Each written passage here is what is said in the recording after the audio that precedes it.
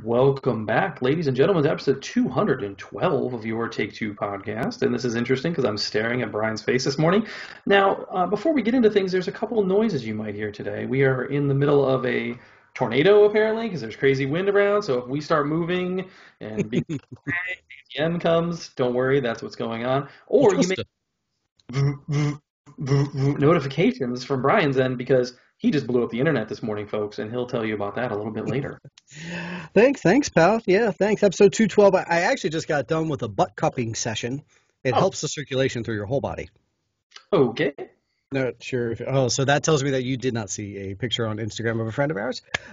So we'll move along for that inside joke, and I'll have to text it to you later.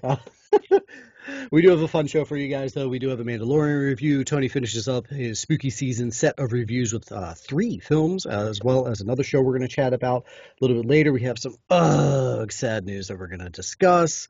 Big bucket of win overall, but some sad news that we are going to discuss. I have a tease, a Stranger Things tease that we'll be talking about. One of the characters who's died might be returning. That'll be later on in the show. You're going to have to tune in for that one. Barb? Huh? Barb? Could it be Barb? Could be. A lot of people die on that show, so one of them is going to be coming back. We shall see. The socials, guys, we really appreciate everything that you guys interacted with. We had a very busy week last week socially, and there was a lot of great interactions. So I just want to kind of do a quick shout out to everybody. Thank you very much for jumping on all those socials. At Take Two Podcast for Twitter, take2podcast@gmail.com. That's the email, and 434-602-1931. Shoot us those phone calls, and you guys did, man. You guys were all over it. We had a bunch of interactivity. That was great. So thank you for following on the Facebook page. We got a bunch of new Facebook page subscribers. I guess that's the word to use. Sure. Likes, whatever, yeah. Yeah. Followers. That's what we're going for. Patreon.com.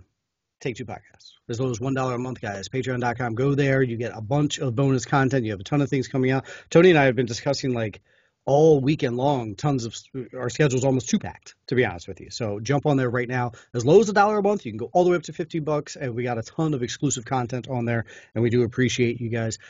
Spotlight is in your feed right now. The King of Horror. We dropped that on Halloween for you guys. Mr. Wes Craven is there. We hope you enjoy that. And we might let you guys know he's not just the King of Horror. He's an extremely smart dude, and he's done a ton of other stuff along the way. Listen to that immediately right now. Yeah, it's been a fun month for sure. I hijacked that universe page, did my 40 days of horror, and then I also kind of gerrymandered our schedule to give it all horror for October. So yeah, great spotlight episodes on Carpenter and Craven, and then the whole October Patreon was all kind of spooky related as well. So a lot of fun all month long. Yeah, and now it's done. Now it's Christmas season. Dude, I'll tell you, I was at Costco last week. There was already Christmas stuff up a week before Halloween. I was like, what are we doing? What are we doing here, folks? I'll one better you. 2 people I saw on Christmas posted on their socials Halloween tradition, putting up our tree, and they put up fake trees in their house, decorated, lights. I hate you. Like, what? Yeah, that sucks. All right. Anyways. People suck. Listen to our show. Thanks. Let's get into our polls, though. We actually ended up running 2 polls this weekend, kind of based on some news. And like you said, we did end up kind of pushing superhero secret cinema just because of that, because of how busy our socials got, and because we moved up that Wes Craven episode also to get it out to you on Halloween. So a little bit of a schedule change there. So no superhero secret cinema. Sorry, folks. But 2 polls. So the first one was based on our Spotlight series for October, and I just threw it out there. Let's finally figure this out. Who is the master of horror, John Carpenter or Wes Craven? And actually, there was a pretty good discussion on a few different people here. It ended up going to John Carpenter, which I think that would happen just because I think he has some love outside of the horror realm as well that he's going to get votes. So, he won the Twitter poll 57% or 57 votes over 43 votes, whatever it was.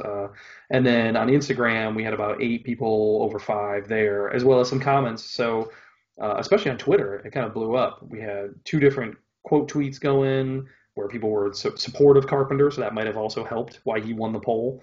Yeah. Lionel Terry, of course, shouting out Craven because he's a huge Nightmare on Elm Street fan. We had a couple other new commenters also. Justin Phoenix wanted to shout out Carpenter. What up?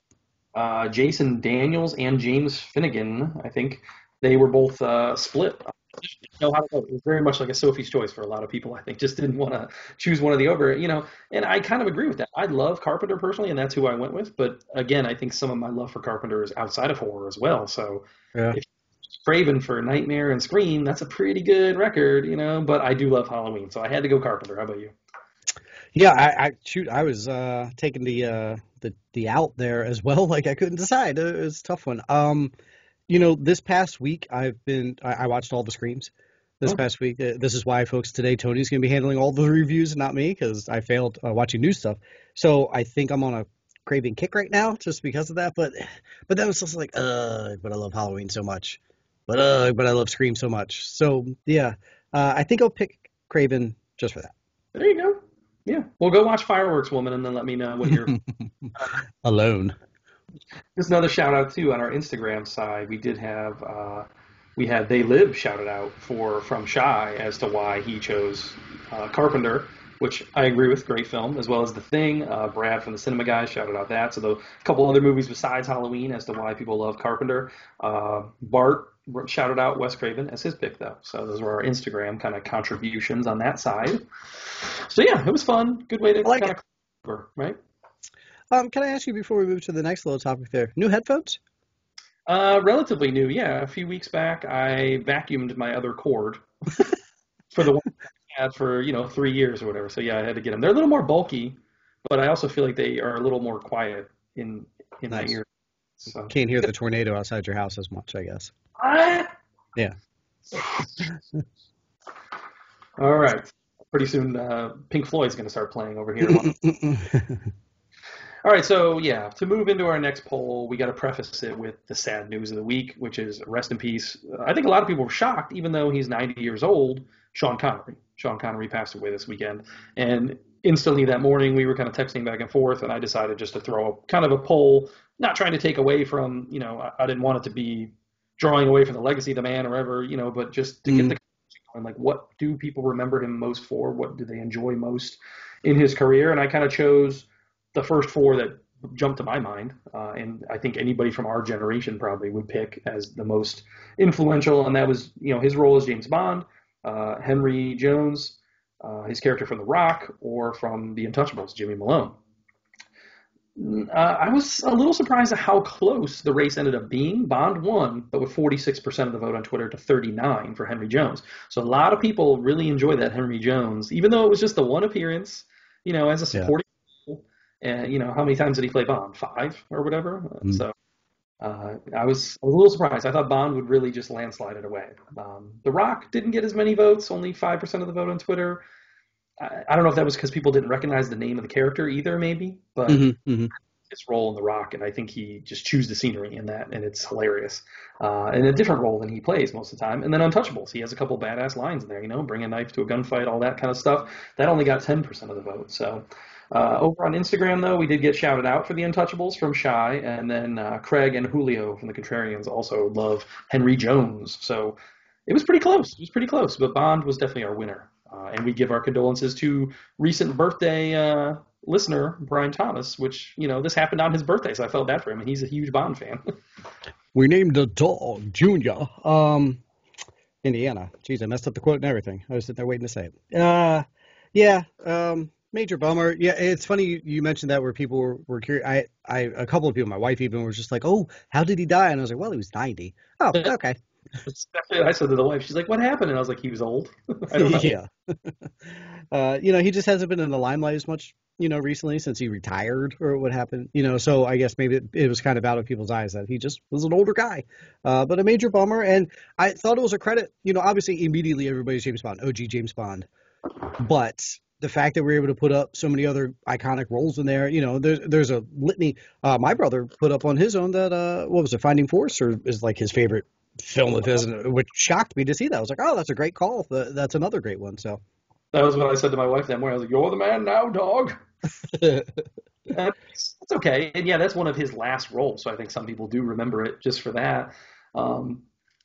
But yeah, I was quoting The Rock. I love the part where he's like, "Winners go home and fuck the prom queen." I think that's yes. Love it. We named the dog Indiana. I had to redo it. I can't believe I messed up that quote. It's the only one I ever do of his. But, sorry. R.I.P. 007. That is a major part. Man, did you see some of the celebs? All the Bonds, current Bonds came out. Brosnan and Craig and all them, and they all had some great things to say about him. And then a whole bunch of other celebs. Costner came out, obviously, from Untouchables and just raved about him and everything. I didn't see anything from Ford or Spielberg yet. I'd be interested to see their quotes, but. Yeah, I was kind of just off socials for the most part. Like that morning I was on, so I saw like the very beginnings of it when it broke. But then after that, I must have missed those, just Halloween stuff, and I was busy with kids and whatnot. But yeah, it's a shame, and we're kind of talking about maybe changing up our schedule to pay tribute to the end in some way. So look at your feeds in the near future. We may have something special for you there. But I'll tell you, I was surprised at how much I haven't seen from his career. There's some kind of old stuff that I have seen, but then there was a few other ones I was like, oh, I didn't even realize he was in that, or so I may have to try and do a little homework on him and catch up. I'm looking forward to it. All right, man, you ready to rock out with episode 212? Yeah, let's do it.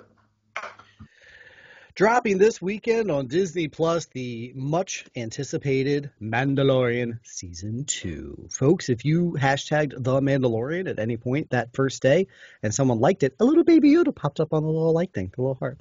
I tried to cheer you up. Tony was not in a great mood that day, and I was like, "Hey, bud, can I cheer you up? Can you hit the like on my thing?" And little baby Yoda pop up. Did it work at all? It helped a little bit, yeah, because I did do it different times because I had to show my kids individually. Look at this, here's baby Yoda. So, yeah, for sure. So thank you. Your thoughts, sir, on the return of The Mandalorian? I was pumped. I was pumped, of course. I actually debated staying up late to try and watch it, but I wasn't sure exactly when they dropped it on the Disney Plus feed. And then I was considering getting up early to watch it because my son had school still, and I tried to watch it with him. So I was like, "Can we try and watch it before you go to school? Like whatever, before 8 a.m. or whatever." But no, that didn't work. So we had to wait till the afternoon to watch it. But it was good. It was good. It wasn't great. I was happy to have it back. It was very much a nostalgia dump in some ways, where I was like, remember you like the original movie? We're going to go back to that planet. We're going to go back to Tatooine. Remember these guys, these Tatooine guys? We're going to show them, the Gamorrean guards. The Tusken Raiders are back. Show you the twin sons. It was just like everything about it was a nostalgia dump to me. But also at the same time, I felt like it was such a standalone story that I'm a little worried that we're pushing too soon down the road of like spin-offs. Like let's develop some other characters so we can make more shows. And I hope that's not what Mandalorian becomes in season 2, because I love season 1 for what it was, and I want more of the story of Din Djarin, whatever his name is, and I don't want just to become a spin-off machine in season 2. That's my only concern. But good episode. Like I said, a lot of stuff was done well. Definitely got like a Magnificent Seven vibe off of it with Timothy Olyphant's character and the storyline that they kind of followed with like, we got to save this town and whatever. So it was cool. Luckily my wife and daughter don't listen to the show because we watch this together. But since I was awake at like 1 a.m. Friday morning, I watched it then, and then I rewatched it again with them, pretending that I hadn't seen it already. So I watched it 2 times. Acting that you've ever done was just like, oh my, first time. Well, actually, it was funny. I almost caught myself because she was asking the timeline again, and I was like, well, Timothy Olyphant just mentioned it's after the second Death Star blew up, but that scene hadn't happened yet. And I almost said that, and I was like, he just said, hon. And luckily I caught myself. I was like, wait, did he? Because I was, of course, half paying attention because I didn't necessarily, but either way. Okay. To your degree, or to your thought on the spinoffs, immediately after, all weekend I saw people like, oh, let's get that Oliphant spinoff show. He was fantastic. And he was. I really enjoyed his character. I thought he did a fantastic job. But I'm with you. Don't give me the adventure of the week of a new character that we like, and then next year, guess what? Timothy Olyphant character, the Marshal, season 1, next season, whatever. Still love how he had the armor and was like, helmet off. Never saw the helmet again for like the rest of the episode. I was like, where's that? You got to see that beautiful Oliphant face. And if I was Pedro Pascal, remember last season when he took it off, his hair was all disheveled. He looked like shit. Not Oliphant. That looked good, man. He was like, whoop, my hair is fantastic. Slick back. He looked good. It was funny because I had just watched Scream 2. Oh, okay. And then I didn't know who he was. I was like, what the? No. Yeah. All right. Spoilers for anyone who hasn't watched just yet. Spoilers for anyone who hasn't watched just yet. The big reveal at the end, it was cool because I think we all kind of figured out who that was, but I don't think it hit as in, like, had you seen Boba Fett full head to toe gear turn versus we've never seen what Boba Fett looks like in real life. So I was like, all right, some bald white dude. Like, that could have been me standing there. And then it was like, well, I guess that's, but to me, it was like, all right, I'm pretty sure that's who that is. Awesome. We're going to get him going forward. Well, yes and no, because I think it was exciting. I think that was like the most exciting part of the episode for us at the end. Okay. We were like, yes, all right, cool. But then instantly I was like, well, is that him? Because we already have seen the actor as Jango Fett, and, Boba Fett is supposed to be a clone of, so that is what he's supposed to look like. But however, he looks older. Like, how are they going to explain that? And if this was supposed to happen so long ago, how is that Boba Fett? Like, that's going to take some explaining on my part. Sure. Or Captain Rex, who's also in the Rebels storyline, who's also a clone of the Fetts, and they've already said they're going to be tying in Ahsoka and things like that. So from the Rebels storyline, so could it be him instead of Boba Fett? I mean, I'm leaning towards it as Boba, of course, but I wouldn't be surprised if they could explain that it would be a different character as well. But this also brings us back to, I think it was episode 5, season 1, where you see the person walk up in the boots, and everyone thought that was Boba Fett. So, and we never really found out who it was. And he was on. So I think it is supposed to be Boba Fett, because I think the whole gist of the storyline where we're seeing Mandalorian go into the Krayt Dragon or whatever and break out of it. Why do you think they did that? Because that's what they're going to say Boba Fett did. You know what I mean? That was very much done on purpose to explain how Boba Fett could survive, I think. So yeah, that's how it's good way to go at the end of the episode. Good way to kind of get us going and make us wait for a week now. So. Yeah, I like it. I mean, I love the episode. I thought it was good. You were right. The nostalgia fest. Like, it was funny, right when he was like, they said you have to go to Tatooine. He was like, you have to go to Tatooine. Remember that planet? Like, love at the end. I didn't love last season. I didn't love the lady who ran the shop, but for some reason, this one I did. I was like, oh, the lady's back, and she's quirky and wild and over the top acting, but she's kind of quirky and fun, yeah. Also giving us like a cantina, but not the cantina that we know, like a different cantina, but it's still kind of similar. That was fun. And of course, we can't finish a review without talking about Baby Yoda. Baby Yoda's, of course, cute. He's there. He's doing his cute thing. I love seeing him on the speeder bike and his little ears flapping and, whatever. Yes. And when he closes the little thing, we saw it in the trailer. I wish they would have left that out of the trailer, because that would have been a great moment if we didn't know it was coming. Sure. But he's still doing his thing, and he's cute. So I will say I missed our other characters a little bit. Like, I just wanted Mando. I wanted Grief Karga to be there, or they teased us with the Moff Gideon at the end of the season. Like, I was hoping we'd get a little bit of reference to where we're going with that, but it's only the first episode, so we'll see what happens.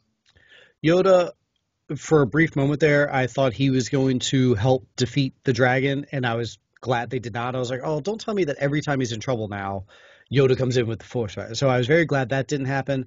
I'm curious, though, with Weathers and Gina Carano, with their because last year it ended with them two kind of going their own way, and Moff kind of then appearing. So, like, next week, are we going to get an episode that doesn't even have Mandalorian in it? And that's a possibility. I was wondering that as well. They could do that. I mean, the show is called The Mandalorian, so you would think he'd be in every episode, but I mean, it's possible. Or maybe he just shows up at the end or whatever. Sure. We do focus, little standalone episodes where they focus on those other characters we've already been established with. I mean, it's possible. Yeah. We'll see, man. It's going to be an interesting season. I hope that I'm a little worried. I'm just a little worried. I don't know why, but I love that first season so much. I was on such a high from it. I hope that this is up to the hype. That's all. Oh, here's one thing that I don't like. Okay. It's called Chapter 9. Oh, yeah. Yeah. Just keep going. Can we do season 2? Can you just call it season 2? Yeah. Yeah. Like, if you go to your Disney Plus, it is broken up. But at first, when I saw it, it was like, oh, next chapter. I was like, wait a second. Was it? Okay, so chapter, it is released? Is it? Sorry. Yeah. I'm just dumb. Oh, it's all good. All right. Hit us on the socials, guys. Let us know your thoughts on Mando. Did you love it? Did you hate it? Were you in between? Do you agree with our assessment of episode 1? Will you be watching week by week? We will not be breaking down every episode week by week. I'm sure we'll reference it in some way, but don't be tuning in like we're going to break down as in depth as we just did for this episode. Maybe just wait until the whole season's over, and then we'll kind of do that. Like, I think that's what we did last year. So. Yeah, exactly. I mean, we couldn't help ourselves depending on the episode of mentioning them, but yeah, we will not be giving you full week by week breakdowns. So, all right, talk to me. You watched a bunch of other stuff. Lead me off with a good show. Well, I'm going to start. I can't do that. So I'm going to start you off. I'm going to start you off with a show that I watched this weekend. Just since it was still Halloween, I was kind of closing out my Halloween month watching my spookies. There was a couple new releases I wanted to catch Watching my spookies. my spookies. So I had to catch up with some. There's the episode title. He's writing it down right now, Writing it folks. now. On YouTube. I knew there were a couple new releases ish that I wanted to catch up with, but first I wanted to catch up with this show that I was kind of pumped when it was first announced, which is Truth Seekers. I remember us talking about this on the news, when it broke. Nick Frost and Simon Pegg are back. I love them together. They were doing a show for Prime. It looked kind of Ghostbustery. We saw the first trailer and I was like, all right. It didn't like set the world on fire, but I was still in, So I watched it. 8 episodes on Prime. Each episode is less than a half an hour, so it was a pretty easy one-day watch. I sat down and watched maybe the first 2 or 3 episodes, took a break, came back, watched another 2 or 3, and then I finished off with like 2 last night before bed or whatever. Like I just broke it up throughout the day and watched the whole series in one day. It was okay, man. It was okay. I'm not going to say it's great, like go watch it now, it's an amazing show, nor am I going to bash it and say it's bad. It just maybe wasn't what I expected. It was very much the Nick Frost show. Simon Pegg was in it, but not as much. So for me, the biggest con of the show is I thought we were going to get them together, and you get so much good comedy out of their chemistry together. And in this show, because Simon Pegg is much more kind of Nick Frost's boss in the show, so they don't have as many scenes together or interact together as much as I would have liked. And Simon Pegg is more playing a straight character than the comedic relief, whereas Nick Frost is all comedy, basically. So I think it would have been a better show if you had more interaction with those two. That's my biggest takeaway. But it's okay, Directed by Jim Field Smith, who did She's Out of My League. That was really the only other thing that I noticed in his filmography that I really knew him from. Eve? Yeah. The one in, like, Pittsburgh movie. Yeah. With Bruce. Yeah. Yeah, Jay Bruce. Good movie. Yeah. Nick Frost and Simon Pegg were also kind of the co-creators of the show and executive producers here, so they were very involved. It's very much British dry humor for a lot of it. It's also sci-fi, so it has a lot of sci-fi and kind of scary stuff. There's some scary stuff in here, actually, some decent horror. Because I was surprised. I was going to try and watch it with my son, but then I started watching and it was like 16 plus, like popped up on there. And I was like, oh, okay, this is like definitely like a mature show. So I was a little surprised by that. And it was good. It had some good scares. It had some good comedy. Malcolm McDowell, I'll give him a shout out because I didn't even know he was in the show. He plays Nick Frost's dad, and he's really funny. Anytime he's on the screen, he's great. There were also some like They Live, John Carpenter kind of references and vibes in here, which I enjoyed.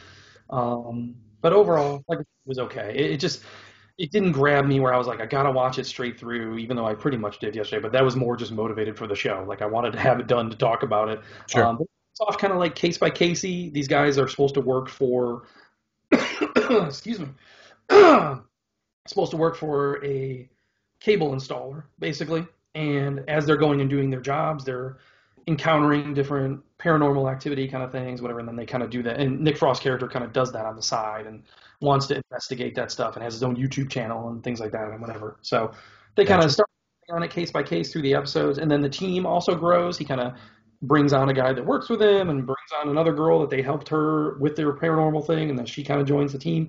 So it kind of grows, and then it also has like an overarching story throughout the season, so it's not just case of the week.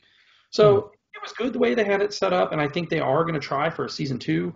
I just wasn't as into it as I hoped. That's all. So Blower. Decent show if you like those guys, especially, and their, or it might be worth your time. So all right, let's swig real quick. Taking a swig. Sorry about that. I got a little paranormal activity in my chest there. Whoa. Whew. All right. So moving on to my spookies. 3 different things that I was able to watch this weekend. Really new. 2 of them on my Shudder. My Shudder has been great. I love signing up for Shudder for the Halloween season. It was definitely worth it.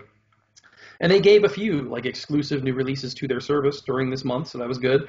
One of them being the Creepshow animated special. So Creepshow was a movie in the 80s that I loved. They actually made a couple sequels of it. And then last year, 2 years ago, they did a Creepshow show on Shudder where they made 6 episodes, whatever. I think I may have reviewed it on the show. And it was cool. It's very style, short stories, 20 minutes or less, whatever. So this year, because of COVID, they weren't able to get season 2 up and running for October like they planned. So it's did a one animated special, 2 stories, fully animated that they were going to do as part of the show, but they were able to animate it and get the voiceover work done to give us something. So I thought that was cool. Wanted to check it out. 2 segments, directed by Greg Nicotero, who is involved with The Walking Dead. And the 2 different segments were each stories. One of them was written by Stephen King. One of them was written by Joe Hill. So that was cool, kind of like a father-son duo. Nice. Was Survivor Type, which is a Stephen King story that's from the 80s, I think, early 80s. And it's about this character played by Kiefer Sutherland here who crashes on a deserted island. And basically, throughout the story, he goes insane. He's lonely. He was smuggling drugs, so he has heroin with him. He starts taking drugs. He's lonely, he's hungry. He starts chopping off. He was a surgeon before this, so he starts chopping off parts of his body and eating himself. Whoa. Okay. So it was a pretty good story, pretty good little 20-minute clip. I was like, man, I wish I would have seen this in live action, though. I'd have loved to see what they would have done with it. So that was my only takeaway with that one. But that was the better story of the two. A second story based on the Joe Hill short. It's called Twittering from the Circus of the Dead. And it's about this girl, voiced by Joey King in the animation here. She's on a family road trip, and during the family road trip, they get kind of on a detour. They stop off, and they go to this weird circus kind of in the middle of nowhere. And then while they're in the circus, all these crazy things are happening, and it looks like they're having zombies being killed on stage in the circus and whatever. The family's like, oh, that's just special effects, whatever. But they were really using these zombies, whatever, and it ends up like killing off the whole family or whatever. So it was kind of a fun little story, very more modern take, because it's all just her narrating through Twitter, basically, through tweets, what they're doing. And that was kind of the premise. A more like updated modern story. That one wasn't as good as the first one, but it was just cool that they were able to give something special here and put the work in and make it work. So I enjoyed it for that, Nice. All right, so sticking with the Shudder, they also released a new movie maybe a week or two ago, and I just caught up with it a couple days before Halloween. And this is called Mortuary Collection, and this is also a kind of anthology style of a bunch of stories put together in one movie. This is written and directed by Ryan Spindell, and this actually debuted last year at Fantastic Fest, which is something that I think Alamo puts on in Texas. So a little film festival they do. So it debuted there, and then Shudder bought it to put it on their service for this year. And he had recently done some short films, and part of this is one of his short films that he then redid for part of the greater movie here. So that was kind of cool. And it stars Clancy Brown. Clancy Brown is our main character. He's the head of this mortuary, this funeral home, and this takes place in the 80s, and he's interviewing a girl who comes trying to look for a job. And as he's interviewing her and touring the facility with her, he's telling different stories of different people and how they died and whatever. So, story, very short, a little creepy. I didn't love it. Like, whatever. That one was kind of just iffy for me. Then they go into the next 3 different little anthology-style stories. They were all fantastic. I loved them all. I thought this was really fun. The whole movie overall was a lot of fun. And just the framing element story with Clancy Brown and the other girl, that had a nice tie into it, and the way they wrapped it up was really nice. In the second story, you see a man give birth to a demon through his penis hole. So that was pretty shocking. It was kind of a twist on the safe sex kind of condoms story. Like, it takes place on a college campus, and this guy is trying to hook up with this chick, and she's like, you got to wear a condom. He says, okay. He ends up lying to her, taking it off, and then he ends up being the one who gets pregnant. So it was kind of like a cautionary tale of safe sex in a way, which I thought was interesting. The third story was this man who had to take care of his wife who had been comatose for a long time, and he kind of had it up to he was ready to just get rid of her. And so then it's the story of him trying to get rid of his wife and dismember her and like get rid of the body and all this stuff. That was interesting. And then the fourth one, which I said was based on the short story, is the Babysitter Murders. So you can actually look up his short film, Babysitter Murders, that he'd already done, and he redid it here for part of this collection. And it was great, man. It was really good, really well done, some great special effects, good kills, good stories. I feel like all the stories had a little bit of twist in there that I really didn't necessarily see coming, so that's always good writing. Yeah, I highly recommend Mortuary Collection. It's one of the better ones I've seen throughout, of the new releases throughout October. So, what was the guy's name again? The director, Ryan Spindell. Gotcha. Yeah. Cool. So yeah, Mortuary Collection, and like I said, I think that one you can watch on YouTube is short for free, but then the full movie is on Shudder. So if you have Shudder, check it out. And then lastly, for me, I checked out a movie called His House, and this was a new release this weekend on Netflix. And I gotta say, this is creepy as shit. I was not expecting how scary this was, and I think this is the best movie as far as new releases that I saw all Halloween season. I thought this was great. This is directed by first-time director Remy Weeks, which was even more impressive that this is his feature debut.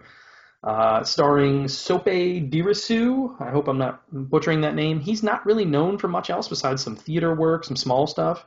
And then Wunmi Wasuku, who we just saw in Lovecraft Country. So they're kind of leads here. Matt Smith also shows up from Doctor Who, but he really doesn't have much to do. He's just kind of a very ancillary third character. It's very much these two characters. So they are refugees from war-torn Sudan, and they have to flee the country. They come to England. They're part of this, immigrant system where they put them up in this housing and whatever, and that's where the story starts. And the first part of the story is a little slow, and it does seem maybe horror movie tropey that, the house has issues and whatever, I've already seen this before. But then as it builds and you get to know the characters and you get to appreciate their situation from war-torn Sudan, and they show some flashbacks to what happened there, and that's kind of new. I feel like we haven't seen that kind of horror used in a horror movie, so that was a good. And then just the African lore of using these like witches and ghosts and things that kind of follow them from Sudan to this house. And then there's a twist also that I don't want to give away. The twist to the last half hour or so kind of also reinforces why it was so scary, I think. And it was good. It was really good. So I highly recommend those last two for sure. Creepshow, if you're into Creepshow or whatever, Stephen King, stuff like that, check it out. It's short, 45 minutes. But the other two are definitely worth your time. So it's only, November 2nd? You can still watch some scary movies. Why not? Sure. Good news is you can watch scary movies anytime you want, folks. All right. That's it. That wraps up all of our reviews. Again, hit us up on those socials again. Let us know on Facebook, Instagram, your thoughts across the board. We're going to take a quick breather for all of you podcast listeners, and we will be right back. So I saw, obviously everyone posted the pictures of their kids and their Halloween costumes and everything. I saw a lot of Harry Potter. Really? Did a book come out, or did I miss something? Oh, that's weird. I don't know. I didn't pick up on that. Like for kids or for adults? Kids. I saw a lot of kids in Harry Potter. Probably is just the age of kids who loved Harry Potter growing up. Now they're old enough that they're having kids. You know what I mean? Maybe it's their kids. Because I know like my niece is 26 and she is a huge Harry Potter fan. So she doesn't, but in theory, she could have little kids, and then maybe she would be trying to push that love on to them. So maybe it's becoming a generational thing, the Harry Potter. Cool. Good on them. Man, that's just a miss for me. I'm not anti-Harry Potter, but I just never got into them whatsoever. A series where we would make you watch them. Yeah. I'm the same way. The first two are very much like kid-friendly movies, and then after that, they get a little better, a little darker, a little more adult. And then I think I saw the last 4 of them in the theater. I think I saw like 5, 6, 7, 8 in the theater. So I did kind of gradually grow on it, but I'm still not a huge fan of it. I would put so many other franchises above it, in my opinion. So yeah.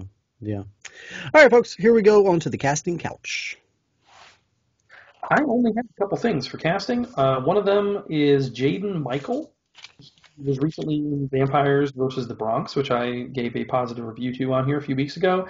He is going to be playing the young Colin Kaepernick in Colin in Black and White, which is a limited series coming to Netflix, and it's going to be focusing on Colin Kaepernick's life growing as a black child living with an adopted white family. And I believe I read he's supposed to be narrating the show as well, Kaepernick, narrating his own show. So there's that, if you're excited for that show. And then also something I was excited for is Adam Sandler has announced a new project, which is a drama film, again, not Hubie Halloween 2. Sorry to spoil that for you. Darn.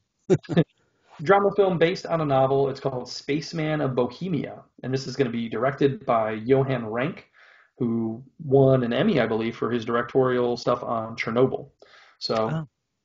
And this is actually produced by Channing Tatum's production company as well. So kind of cool there. I'm looking forward to what, if Adam Sandler keeps doing this stuff, keep doing your stupid Netflix comedies and making your money, but then go make these kind of movies and show that you can act, and maybe someday you will be rewarded for it. Because I think Uncut Gems was great, seeing him do stuff like that. So hopefully he keeps going down that road. I would really enjoy it. We talked about the movie Moonfall with Patrick Wilson, Halle Berry in it. This is going to be a disaster thriller where the moon gets thrown out of orbit. They have just added John Bradley. He was Samwell in Game of Thrones. And Stanley Tucci, who I think everybody's a big fan. Is there anybody that doesn't like Stanley Tucci? Google alert for Stanley Tucci, so that's good. You do? Oh, you do. I think you always get the Tucci news. Maybe. Nicole Kidman, we're high on her right now. She's on that HBO series that we're watching.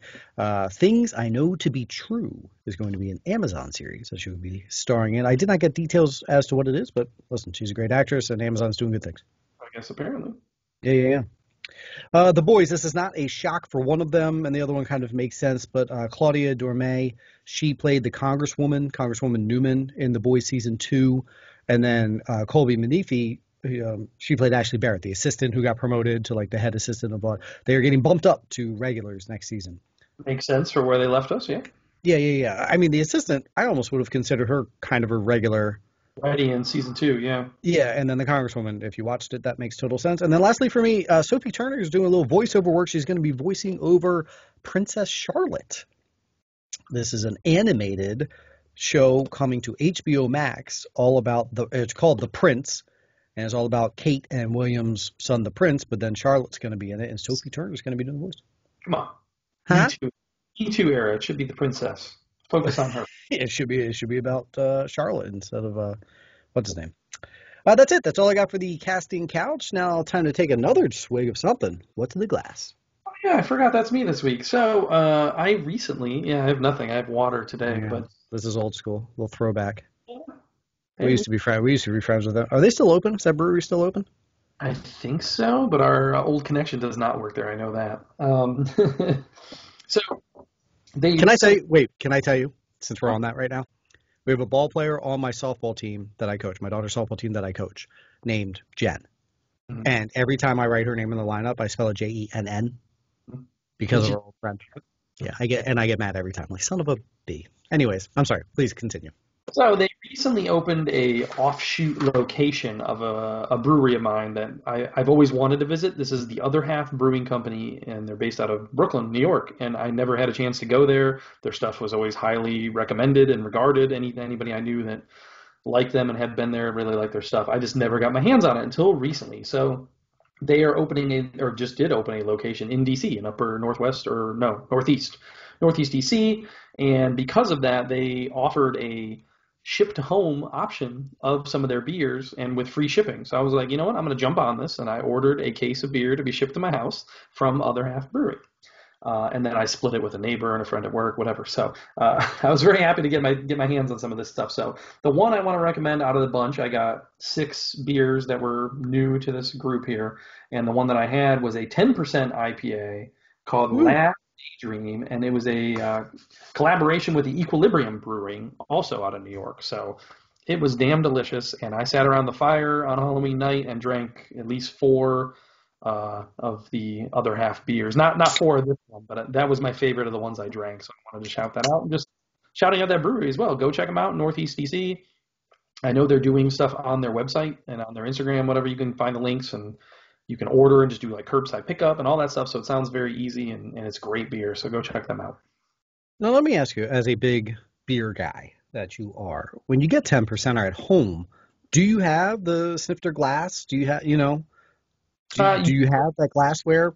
Usually I'll drink it out of the can, to be honest, but sometimes I will get out a glass and do it. It just depends on how I'm feeling that night. But I mean, you own those? You I have a couple different glasses at home, yeah. Gotcha. Okay. Legit question. Not poking fun.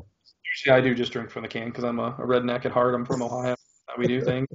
And I was sitting by the fire and stuff. Like, I'm always afraid I'm going to break a glass if I'm, and I don't have to clean it up. So I just drink out of the can. Cleaning. So. Yep. All right. We're all done with that. What's in the glass? Check out that beer. Swing by Tony's house. He might have a couple left over for you guys, and you can have one there. Now let's do a little trailer talking. All right. Well, you let me down here. Actually, I think I let you down as well because I don't think I watched this trailer that you watched. So tell me why you're so pumped about. Is this our second trailer for Saved by the Bell? Well, extended. They called it teaser number 2, but it was a little bit longer than the last one. It did give us a little more breakdown for Saved by the Bell. It gives more to the kids, but I'm thinking the show is going to be a mix of the kids and then Zach. Nostalgia. This had a lot of Zach and Kelly this time. Ooh, okay. Yeah, which was a nice little surprise. It had Slater. I do feel the show is going to feature Slater. He's the gym teacher. Seems like it from that trailer, especially. Yeah, and it seemed like this one more too. Like the kids are really talking to him, and he's very much involved. He opens up with calling Jessie Mama, and then she yells at him like in a very like Me Too, can't call me Mama, whatever. Joke. And I mean, it was nothing greater or worse than the last trailer that we got. It's just hyping that they're all going to be back. I think we're going to get more Zach than we expected, and it showed that we're going to have Kelly. And I just saw some breaking news, even though she was not in the trailer, we will get Lisa. Oh, nice. That's good. That's good. Yeah. I was sad that they originally didn't have that locked down, and that'll be good. Agreed all around. So I'm looking forward to it. I have the Peacock app already. I don't know if you need to subscribe because they give you a ton of stuff for free already. And that's I'm what I not was sure. with the Peacock. I haven't gotten into the Peacock myself, and I was going to ask you that. Is that what's going to kind of drive you over the edge to pay for it if you have to, just to see Saved by the Bell? Because I wasn't Yes. sure. I've never downloaded it, so I didn't know what's on there. I quickly scrolled through it's got a lot of stuff, a lot of movies. Like all of their old NBC content is on there for free. So if they're doing this Saved by the Bell, I'm good to go. I'll probably push it over. It looked like it was $4.99 a month, but I'll have to cancel my Shudder and then just throw that money over to Peacock. Well, the nice thing is we're saving our money through our AMC list, so get all the apps you need, buddy. That's true. As long as movies never come back, I'm good to go. Whatever way you can justify it, right? Okay, the first one I wanted to tell you about, we actually saw the teaser for together at work. We were at work one night last week, and they were like, "This trailer is dropping tomorrow," and they gave like a quick teaser of it during football. Do you remember this? We were before we kind of started work, and the football was on, and they were like, "Trailer dropping tomorrow." It was one of those. Oh, yeah. So this is The Midnight Sky, and this is the new George Clooney project. He's starring in it, producing it, directing it, like he likes to do. And this is a space movie with him, Felicity Jones, David Oyelowo, Kyle Chandler, Demian Bashir. Pretty good cast here. It's a post-apocalyptic tale. Let me give you the breakdown of it. He's a lonely scientist in the Arctic, and he's racing to stop fellow astronauts from returning home to this mysterious global catastrophe. So basically, he's at home in this desolate planet, and the astronauts are supposed to be coming home, so he's trying to keep them from coming back to a shit world. So, Okay. whatever. So, based on a book, I guess, it's dropping on Netflix December 23rd. Also, we're getting music by Alexander Desplat. I like his scores a lot, so that kind of showed up in the trailer here. I was like, ooh, I like that. So, I'm hoping it's good, and obviously Netflix maybe hopes it's good because it's putting it at the end of the year, maybe like Oscar-y, but I haven't heard any buzz to that extent yet. But the trailer looked all right, so I might check it out. Ruby. And then, of course, they gave us another teaser for Halloween Kills. Now, this is one you did get the chance to watch. I thought it was a perfect teaser trailer. Like it gave you a little bit of plot, gave you a nice gory kill in there, and just kind of gave me a little bit of hype. And I was like, all right, great. That's all it's not like I needed any, but this was perfect. It didn't give me too much. It wasn't like a cheesy little thing where you saw nothing. I was like, this is great. Thank you. I'm ready. Give us a little tease on the weekend that we would have been watching the movie probably or whatever anyways. It was nice, and it gave you like a little bit of like, remember this character? They're coming back. Like, here's a couple other characters that are coming back too from the original series, which was cool. Like the nurse. It's funny because I was just watching H2O the other day, and I was like, wait a minute.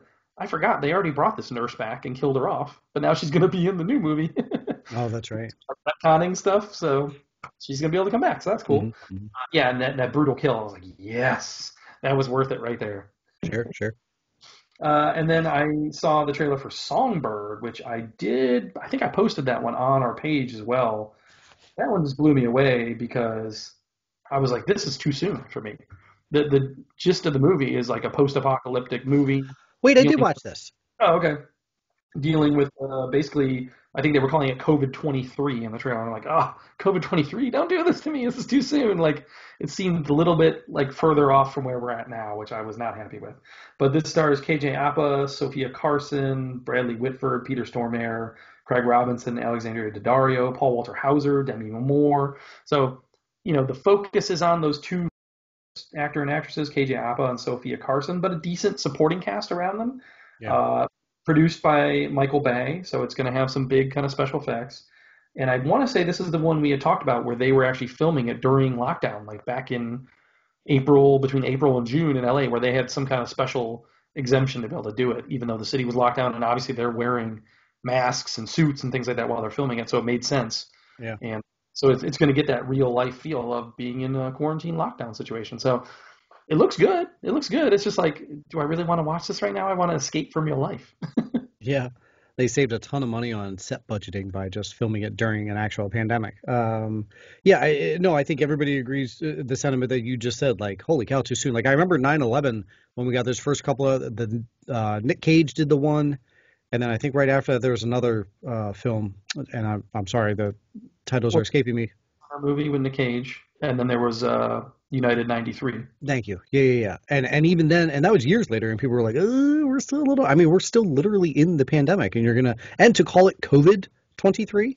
Yes, not. I wasn't happy with that at all. No, just call it something totally different. But you are correct. The movie did look good, but timing. My only problem is focusing on, like, is it going to be too, like, young teeny bopper romance? I hope not, because we definitely were focusing on those two characters a lot.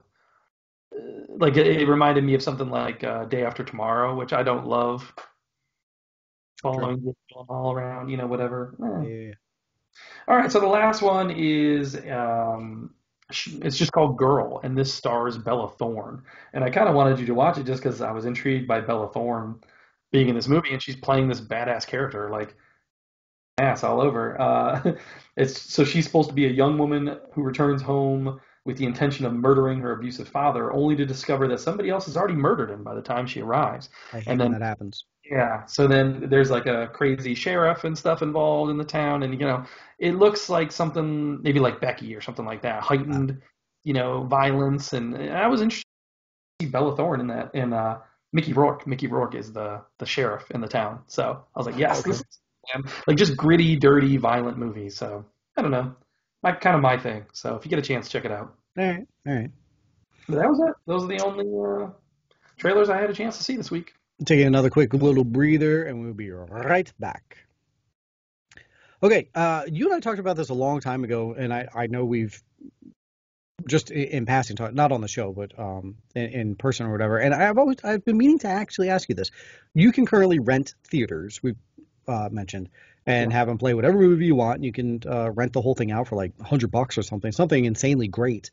Yeah. And but I wanted to ask you, like, what movie would you play? What movie would you watch if we rented a theater and had it to ourselves? What's your list? So this is funny because we actually had this discussion, me and the wife, about 10 days ago maybe. I had said something to her, man, this is crazy. AMC's doing this, blah, blah, blah, whatever.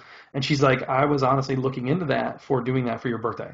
And I was like, oh, sorry to spoil the surprise, I guess. But then I at the list, and I was like, there's really not. It depends on the theater, I guess, the chain, as to what they're offering, because it's different pricing depending on if you want like a new release movie or not, or if you want to watch an old movie, whatever, and then you can have, I think, 20 people with you, but then there's surcharges for food, or if you want to bring your own food, they still charge you if you want to bring your own food, things like that. So it can in the price. It's not just basic $100 like you thought, which sounds good, but yeah, once you add that other stuff, it makes it go up a little bit. But just based on this year, there's been a couple movies that have been released, like in drive-ins and stuff, that I was like, ooh, that'd be cool to see on the big screen.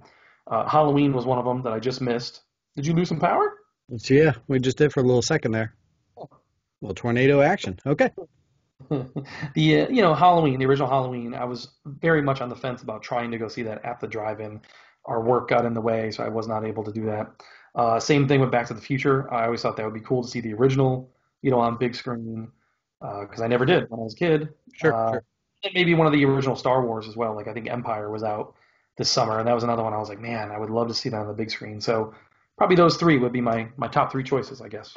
Cool. Nice. Good choice. Yeah. I remember, a famous story in our house is that we went to see Jurassic Park together, and my brother got so scared he had to sit on my dad's lap during the filming of it. But as an adult, I'd like to go back and see that again in theaters. 100% Back to the Future. I got to check off 2 years ago when they re-released the original Superman into theaters, so I got to check that one off. That would have been on my list. But yeah, I agree on the future. Empire, I don't know. That's a weird one because do you go New Hope just for the original, just to say it, but I like Empire better. So if I'm going to do it, let me do the movie that I like better. So those are all solid choices. That'd be wild.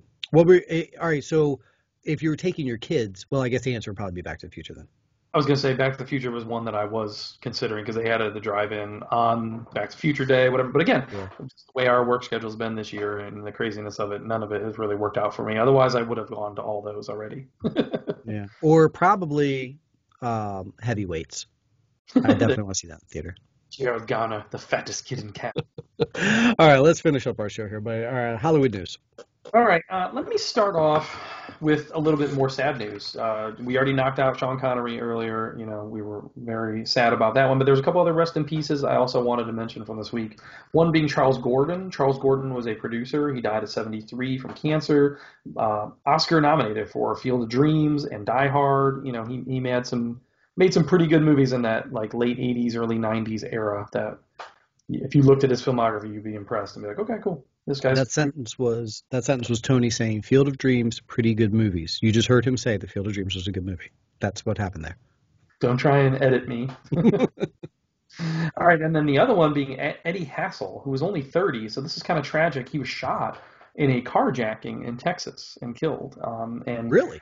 Yeah, and he was more not a huge filmography here, but kind of more like a kid actor. He was known for being The Kids Are All Right with Julianne Moore. He was one of the kids. So yeah, just a sad loss. Not a huge filmography, but I was like, wow, shot and killed in a carjacking. That sucks. And he was.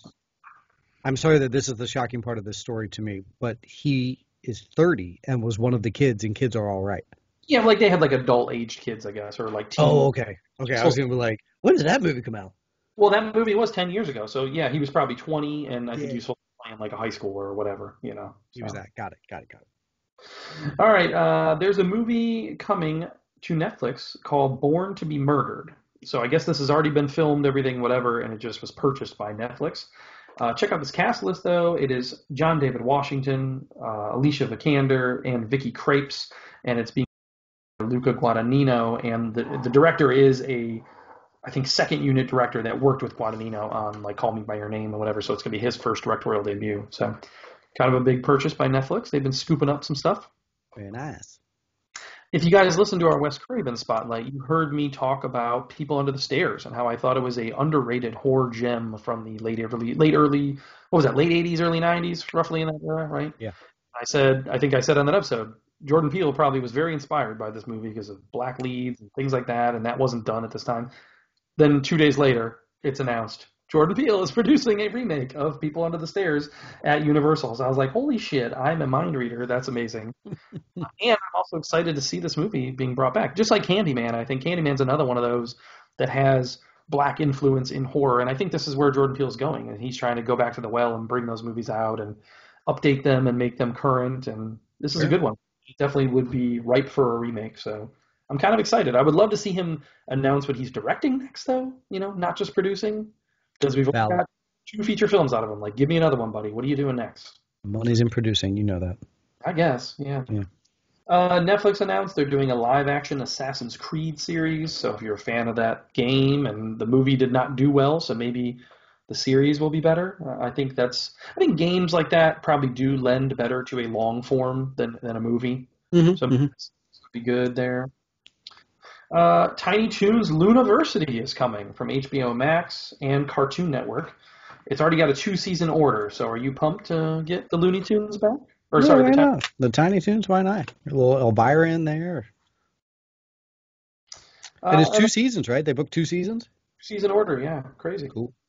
Lastly for me, LeBron James and CNN Films are combining to make a documentary about Black Wall Street 1921 Tulsa, Oklahoma massacre. It is called Dreamland, The Rise and Fall of Black Wall Street. And this is actually going to end up on HBO Max. So that's cool. I think that's good. If it can be an educational thing, a lot of people didn't know anything about it and learned about it from the Watchmen and now love things like that. So instead of learning about it from an entertainment style, like let's get some factual information and let's really dig into it. And I know there's been some site work going on there right now where they're digging up and looking for like mass graves and things like that. So it's being brought back into the the zeitgeist and letting people know about it and learn about it. And I think that's a good thing. So I will definitely watch. I was going to say, I wonder if they were watching Watchmen last year and they're like, hey, we Well, should dive deeper into this story. exactly. But I think that was really it for me for news this week. I didn't see much. Netflix Chappelle Show was all on Netflix.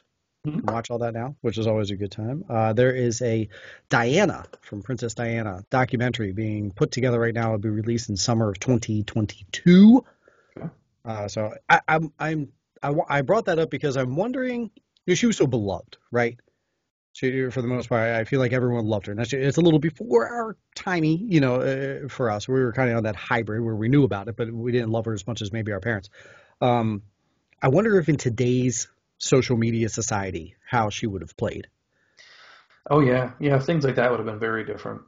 I think about that often. Even going back to like the Kennedys and things like that. Like how would things have played out differently had there been social media and 24-hour news and all that stuff? So, Yeah. but yeah, hers was kind of at the cusp of the start of all that, like the tabloidy era and all that. So Mm-hmm. it's an interesting story. But yeah, I do remember my parents specifically watching the wedding. Like that was a big deal in our house to see the wedding of her, and all that. Sure. So yeah, I mean, Kennedy's a good point if that happened today, like we'd have 1,000 videos of it. yeah, oh yeah. Yeah.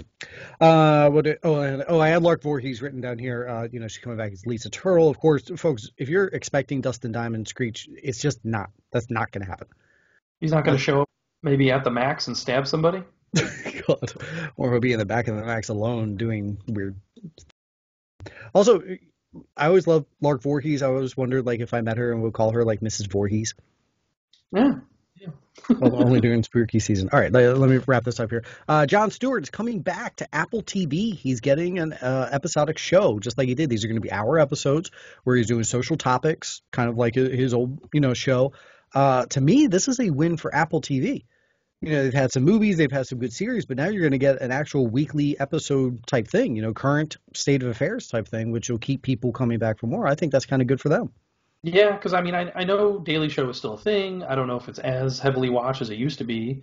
I think John Oliver seems to be the one that most people quote as like the go-to nowadays. So, and Yeah. that's what HBO, I think. So, yeah, good for them to compete. And I've been considering that lately a lot, like which of these streaming services are kind of winning out. I feel like your Netflix is always like everyone just automatically has Netflix, but then your Apples, your Disney, they're kind of on the outside, and it's like some people have them, some don't. They're not that automatic go-to. And I feel like a lot of people have Amazon just because of Amazon and because of wanting the free shipping and all that stuff. So you're going to just have that. So Right. Netflix and Amazon are there, but those other ones are all fighting for that little other chunk of viewership, So maybe that'll be one of the things that pushes Apple up there to be like a must-own. Because for me personally, I just haven't taken the jump on paying for Apple yet. Yeah. Lastly, Stranger Things season 4. We're talking about bringing back a dead character. Is it going to be Barb? I hope Nope. so. No. Doc Ray Montgomery, who played Billy. It seems like they're going to be bringing back Billy's character, which I'm sure plenty of people were happy about. He has some redeeming qualities at the end of last season, so. And he was great. He was one of the best parts of that season, so that makes sense. That is going to wrap up our Hollywood news. Moving on to DC discussion. Okay. Well, this is the part where I sit and don't listen or don't have anything to say. So, Okay, I feel like every single week the studio comes out and says we are committed to Wonder Woman 84, going to be in the theaters. I feel like the fact that they keep saying it every week is now making me more and more leery. Like, why do you keep telling? Okay, cool. You already pushed us back. Talk to me again. and I wonder how much this has to do with, you hear things about, IMAX contracts, or does the director have say, like, no, my film will not be shown on streaming, that kind of thing. And just to my point, what I was just saying with HBO Max, that's another one. That's another service that some people have, some people don't. Putting something like that on there would push it, and make people have to get it, so. Yeah. Just drop it. This is an unprecedented time. Just drop it on the HBO. We have officially begun the additional photography for Zack Snyder's extended cut of Justice League's long cuts. And cool. So let's get that done because that is supposed to come out in May. And then lastly, Zoe Kravitz got a little bit of advice from old Anne Hathaway on how to play Catwoman. Oh. Apparently Anne Hathaway said, you know what you got to do? You just got to make it your own, own it, be you, and rock it out. And she finished up with, make sure you do some cardio because you have to look good in that tight leather, whatever she's wearing. Very true, very true. And I'm a defender of her role as Catwoman. I thought she was good in it. I know a lot of people don't agree with me, but I thought she was good. We will see. I agree with you. Go ahead.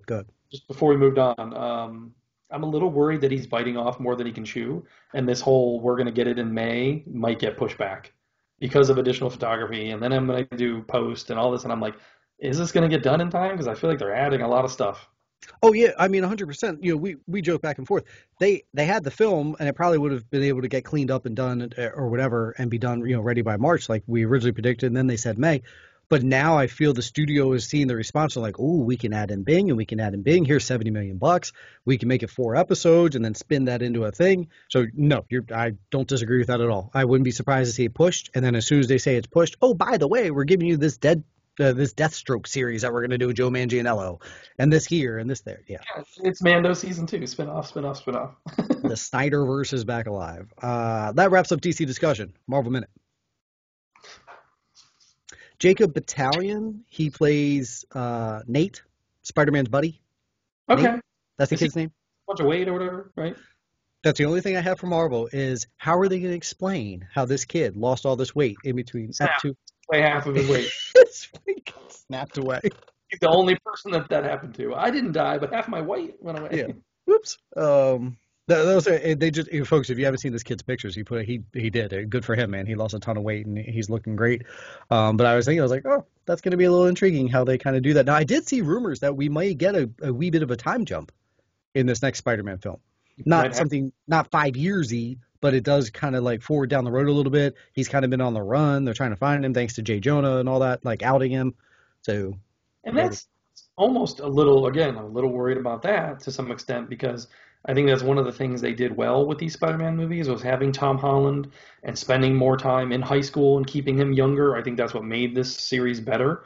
So now if you do that, it's going to be just like watching the other ones where he wasn't in high school anymore. Like they got Toby out of high school like that, Andrew Garfield, I feel like I saw him in high school for like one scene. Like they didn't spend that much time in that, whereas I feel like Holland is good in that world. So we'll see. Don't. Whoa, there it is. Marvel Minute is done. It's time to go forward. Going forward is nothing for this week because there's something happening this week called an election. So that's going to be pretty big. Yeah. Controlling most of the news cycle and most of the eyes watching this week. So a couple theatrical releases, though. Let Him Go and Jungle Land, which we talked about both of them in trailers recently. So get to see your reuniting of Ma and Pa Kent on the screen if you want to go see Let Him Go. Mm-hmm. And Jungle Land, that's the one with Charlie Hunnam we talked about a few weeks ago. That looked decent as well. So very limited release there. I wouldn't doubt it if they're also on streaming somewhere, within the next 2 weeks or whatever. Otherwise, Moonbase 8 is dropping on Showtime this weekend, which was another trailer we had talked about in the past. Looks like Space Force, but Showtime's taking their hand at it, so looks okay. I don't have Showtime personally, so I'm not going to be checking that out this weekend, but maybe down the road. We'll see. Saturday Night Live. I missed it. Who's coming? I missed it. Sorry. David Chappelle. Oh, okay. Musical guest or didn't see the musical guest though. Maybe he'll just sing. That'd be cool. Why not? Just sits there like on a stool, strumming a guitar or something. But yeah, Chappelle is back to host this Saturday night for Take Two Podcast, guys. It's kind of a light week as well for us. Don't forget to get on the socials. Thursday we'll be putting out the poll.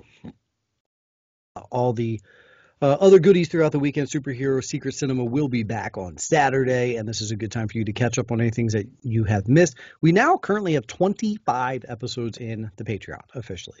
Wow. And if you guys are not paying that as low as $1 a month, you're just missing out. And a lot of them are great episodes, a lot of unique stuff. You get some personal stuff from us and some niche-y type things, and you need to jump on there. $1 a month, that's it.